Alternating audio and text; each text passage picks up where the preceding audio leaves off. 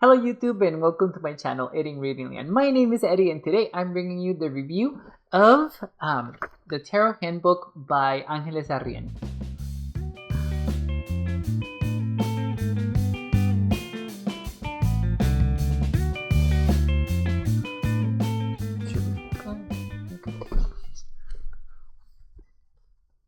Big book, guys.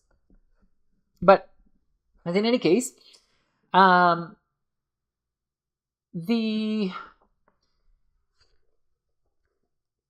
Tarot Handbook by Angeles Arrien has been in my wish list for so long, guys, and I didn't realize how old this book was until I bought it,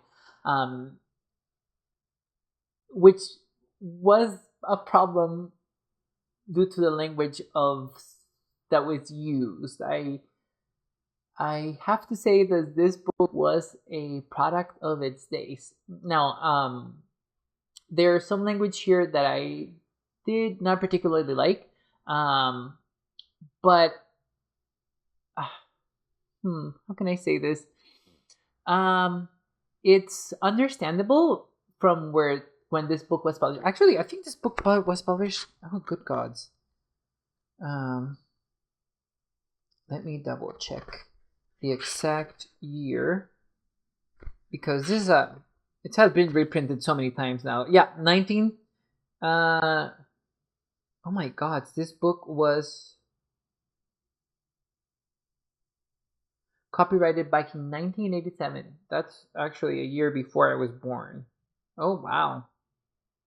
Okay. Yeah. This is a very old book, guys, so I understand that some of the language is outdated, and I just wanted to warn you. One of the first things I wanted to say about this book is that warning. This book has language that we don't use today, or shouldn't use today. And it did throw me off a little bit when I was reading it. Not that I think that Angeles Arrien did it on purpose to offend anybody. Obviously not. I don't think so. I don't think that that was Angeles'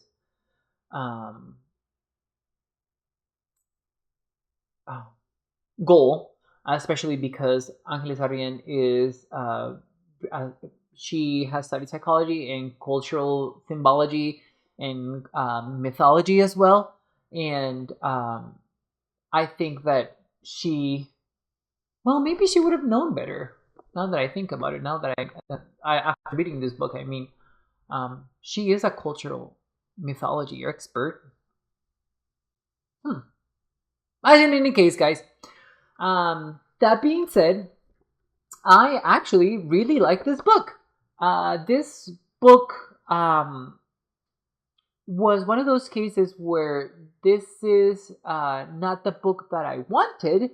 This was the book that I needed.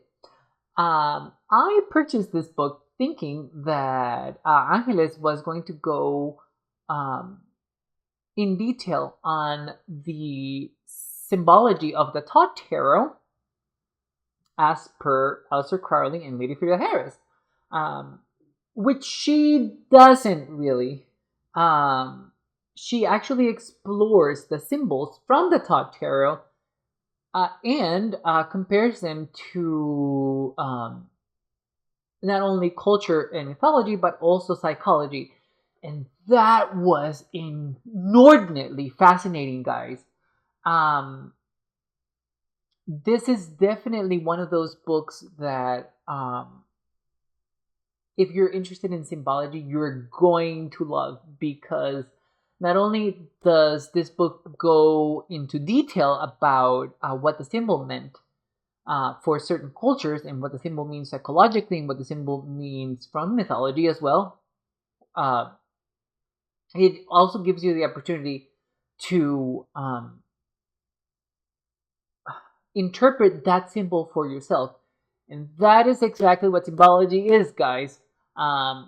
When you're able to learn from other cultures and from other people's perspective, of what that symbol means to them and use it for your own and create this whole new meaning with that symbol.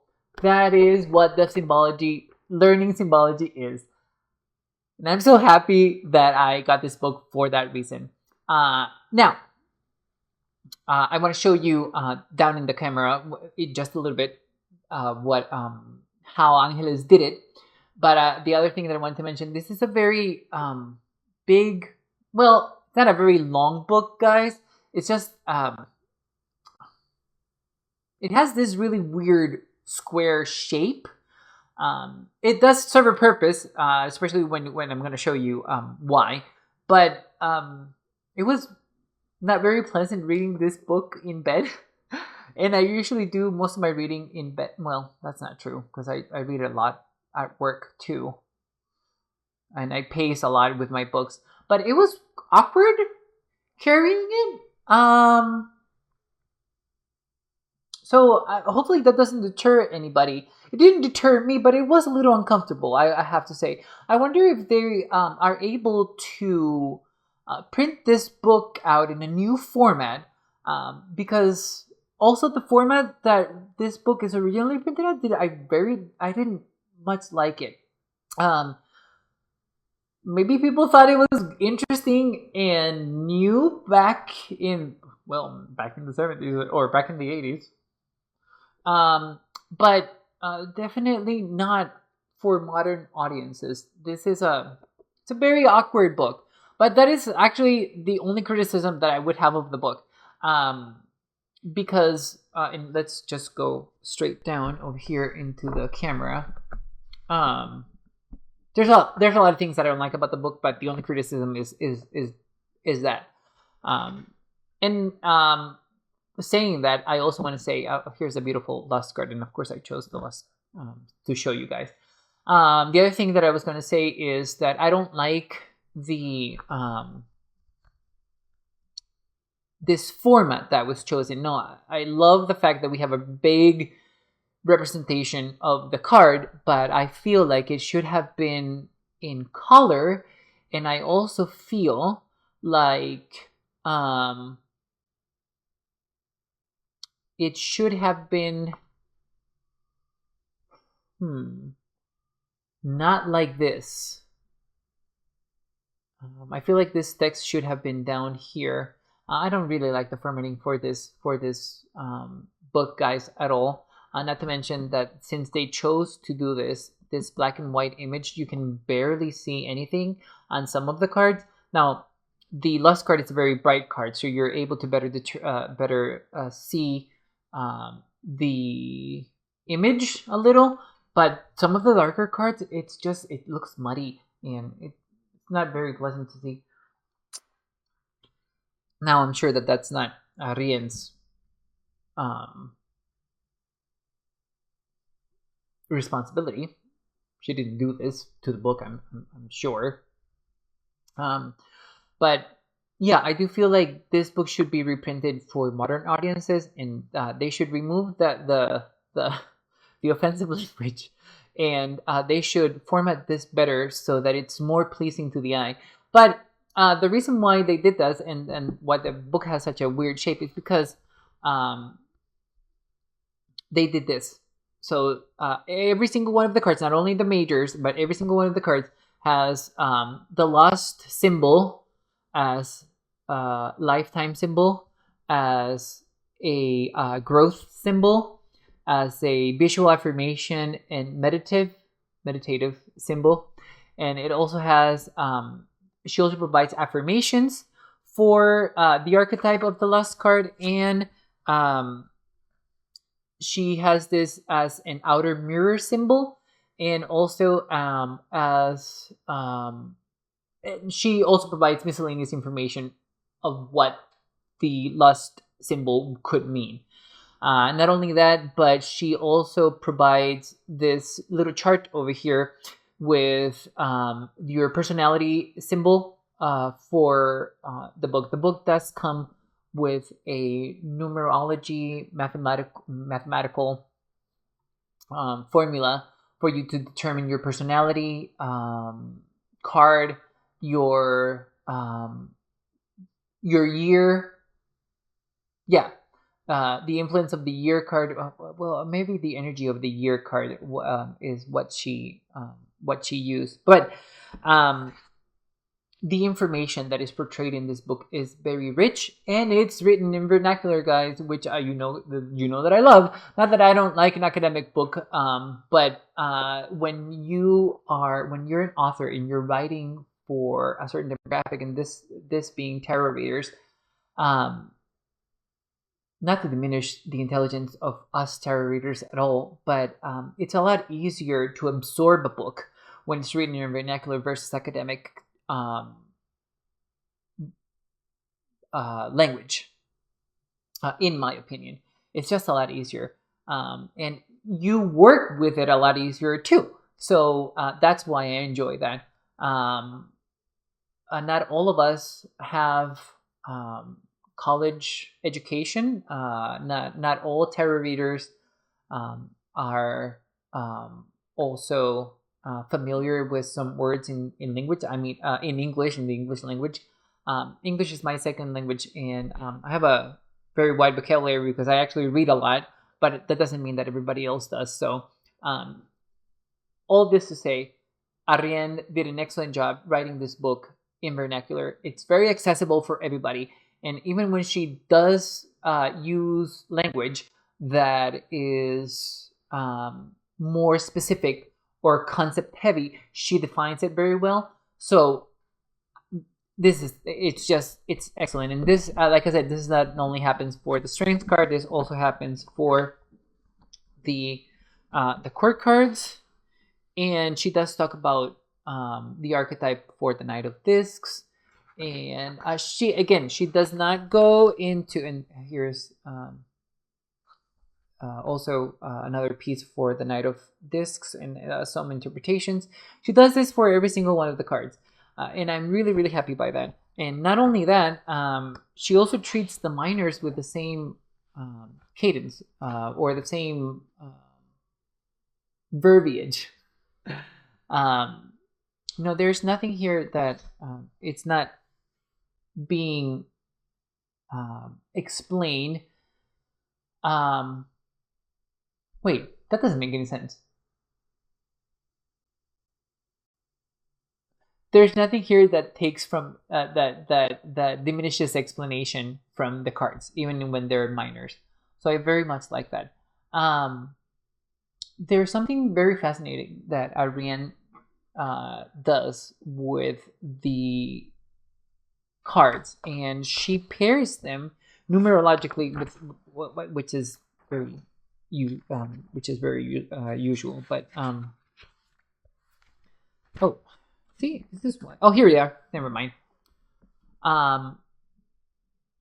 So for example, she has what she calls in this case the Chariot constellation, and it's not only the Chariot, but it's all of the sevens: the Seven of Swords, the Seven of Cups, the Seven of Discs, and the Seven of Wands, and how they lead to the tarot.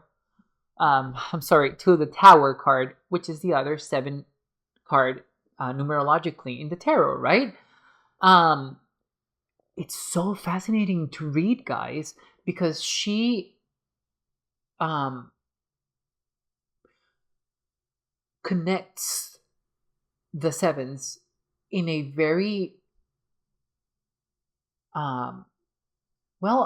unusual to me way, but it's so refreshing to think of the numerology in such a different way. And you guys know that I love numerology, and I choose to read some of the swords using numerology instead of the decan meanings. And just having somebody else talk very differently about the numerology, and the reason why they're called constellations is because we go from one card to the other ones, and that expands the meaning of the 7, in this case the 7. It was very eye-opening. Like I said, this is not the book that I wanted, it's the book that I needed. And Arrien did that for all of the numbers. And we have a constellation for the Chariot. We have a constellation for Justice. It's very interesting, guys. And her prowess as an author really, really shines in her making connections, not only with symbols, but also numbers and psychology. And I just love that. I know that it may sound very complex, but I can assure you that it isn't. This book is incredibly easy to read, and Arrien also not only goes into explanations about everything, she provides you with charts, as you guys can see here. So it makes it a lot easier for us to go, if you so choose to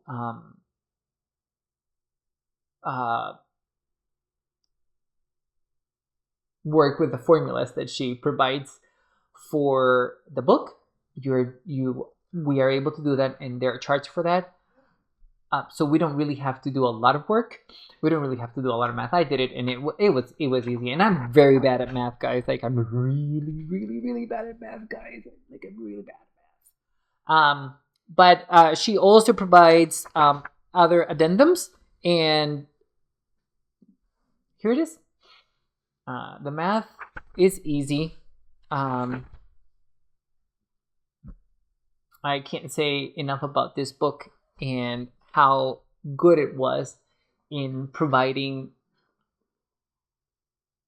with more information on symbols and for me to use and for me to absorb, which I very much like.